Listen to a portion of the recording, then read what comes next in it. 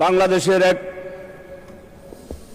সন্ধিক্ষণে যখন শাহবাগে ইসলাম মুসলমান এবং দেশের বিরুদ্ধে ষড়যন্ত্র হয়েছিল, ঠিক সেই দিন হেফাজত ইসলাম নামে একটি সংগঠন করে, অরাজনৈতিক সংগঠন করে, যার নেতৃত্ব দিয়েছিলেন মাওলানা আহমদ শফি সাহেব এবং জনায়েদ বাবুনগরী, যার কারণে সেদিন এই নাস্তিক শাহবাগীরা বাংলাদেশ থেকে বিতাড়িত হয়েছিলেন। তাকে আমি শ্রদ্ধার সাথে স্মরণ করছি। সেই জনায়েদ বাবুনগরী এবং আল্লামা আহমদ শফি সাহেবকে এবং তার নামটাও শোক প্রস্তাবে অন্তর্ভুক্ত করার জন্য আমি আহ্বান জানাচ্ছি। জনাব নুরুল আমিন, চট্টগ্রাম 1, মাননীয় সদস্য। বিসমিল্লাহির রহমানির রহিম। মাননীয় স্পিকার, আপনাকে ধন্যবাদ। মহান রাব্বুল আলামিনের দরবারে সর্বপ্রথম শুকরিয়া জ্ঞাপন করছি। আল্লাহ পাক আজকের এই মহান সংসদে আমাকে আসার এবং কথা বলার তৌফিক দান করেছেন, আলহামদুলিল্লাহ। আমি কৃতজ্ঞতা জানাই, ধন্যবাদ জানাই আমার প্রিয় নেতা, বাংলাদেশ সরকারের মাননীয় প্রধানমন্ত্রী আমাকে আজকের এই সংসদে আসার সুযোগ করে দেওয়ার জন্য। আমি আমার একটি ব্যক্তির নাম উল্লেখ করলে নয়, যেটা শোক প্রস্তাবে আসার কথা ছিল, আজকে যদিও বক্তব্য দেওয়ার বিষয় নেই। বাংলাদেশের এক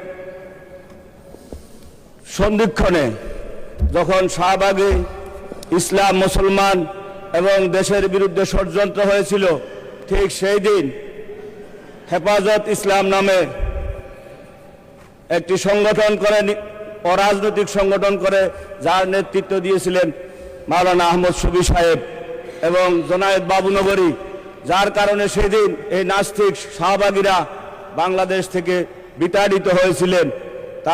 তাকে আমি শ্রদ্ধার সাথে স্মরণ করছি। সেই জনায়েদ বাবুনগরী এবং আল্লামা আহমদ শফি সাহেবকে এবং তার নামটাও শোক প্রস্তাবে অন্তর্ভুক্ত করার জন্য আমি আহ্বান জানাচ্ছি। মাননীয় স্পিকার, শ্রদ্ধার সাথে স্মরণ করছি আমাদের প্রিয় নেত্রী, দেশনেত্রী বেগম খালেদা জিয়াকে, যিনি আজকের এই সংসদে অনুপস্থিতিতে আমরা দুঃখ পেয়েছি। আজকের এই সংসদে যদি আমাদের নেত্রী থাকতেন, আমাদের কাছে আরো ভালো লাগতো। মাননীয় স্পিকার, আমার নির্বাচনী এলাকা মিরসরাই একটি চট্টগ্রামের প্রবেশদ্বার। আমাদের 16 বছর এই মিরসরাইয়ের মানুষ উন্নয়ন থেকে বঞ্চিত হয়েছে। রাস্তাঘাট, পোল কালভার্ট থেকে শুরু করে যে নির্বাচনী এলাকায় আমাদের প্রিয় নেত্রী নির্বাচন করে বিজয় হয়েছিলেন, যার কারণে আমার এলাকায় উন্নয়নের ছোঁয়া লাগে নাই। আমি মাননীয় স্পিকার, আপনার মাধ্যমে আমাদের যোগাযোগ মন্ত্রী সহ অন্যান্য যে সকল উন্নয়নের বিষয় আছেন সবার দৃষ্টি আকর্ষণ করে বলবো, আমাদের এই মিরসরাই পোল কালভার্ট রাস্তা উন্নয়ন করার জন্য অগ্রাধিকার ভিত্তিতে সুযোগ দেওয়ার জন্য আমি আহ্বান জানাবো।